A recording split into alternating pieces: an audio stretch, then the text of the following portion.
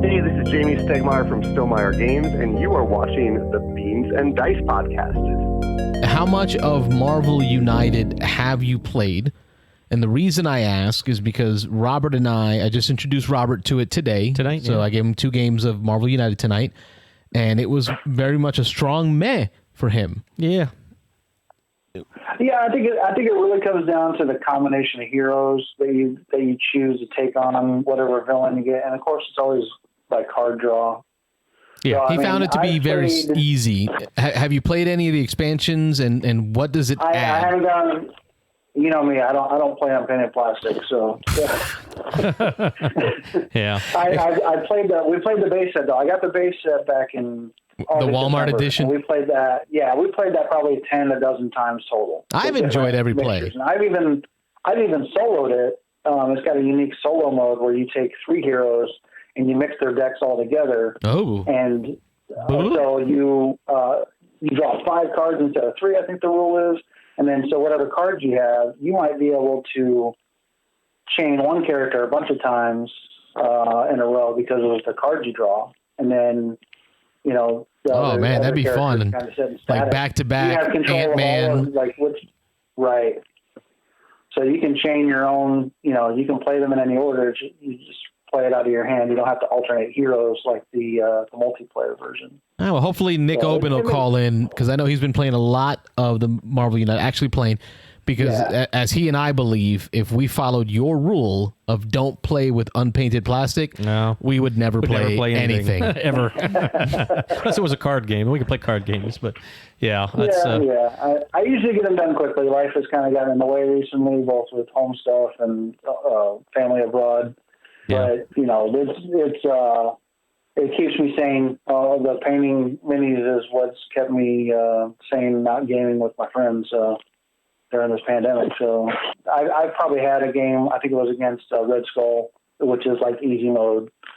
But I don't know. Red Skull gave us more of a run for our money than Ultron did. Yeah, we played the 2 games. We played Ultron once and Red Skull once, and we actually beat them both pretty easily. I would not say. To me, Ultron felt a little pandemic-y to me, the pandemic board game where you're filling the locations. Yeah, you gotta spread out and eat the cubes, from the places before they bust. Yeah, it almost had the exact same feel, but I mean, there's a way to make the game harder. You take out the wild cards out of your deck. That's what I've heard. Yeah. And so there's a way to make it. So if it felt easy, there's ways to make it harder. Yeah. Oh, because that also kills you quicker. Not only does it take away your options, right? Your decks out. Rounds, yeah.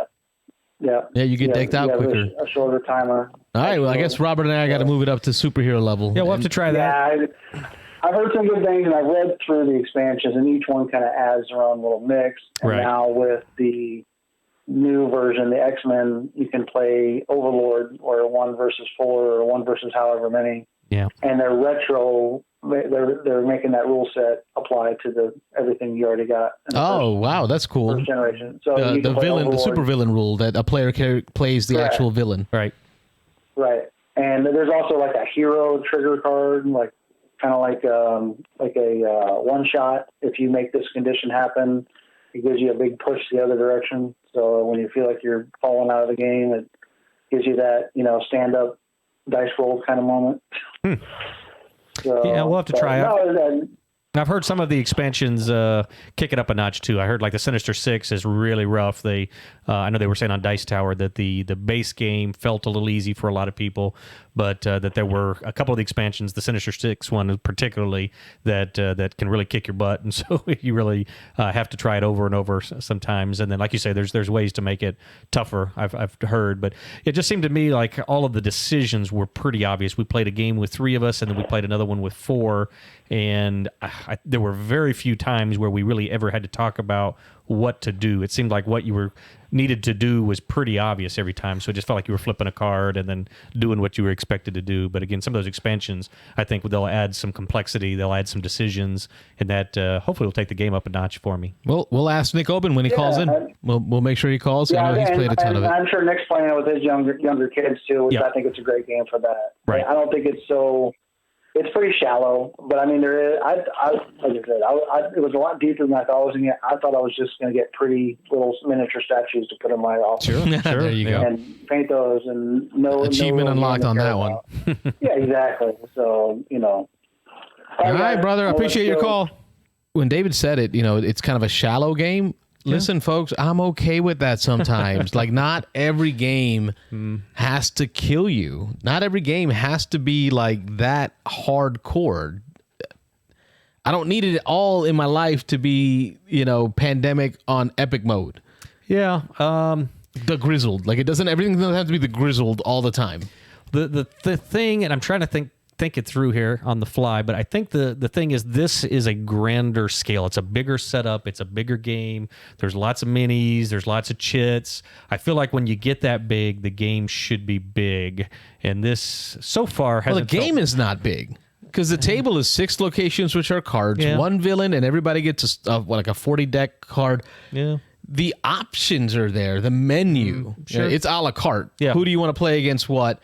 All those. The depth is in the selections of the characters that you get to play, not the game itself. Sure. Yeah. So maybe that perception of, wow, look at the 4-foot stack of cardboard boxes that Nick has. Yeah. Should give you a deep experience, but it's just a kiddie pool. I guess that's where I get kind of lost in it. It's like I had heard before I had played it that it was pretty light, but just actually playing it and seeing how light it was.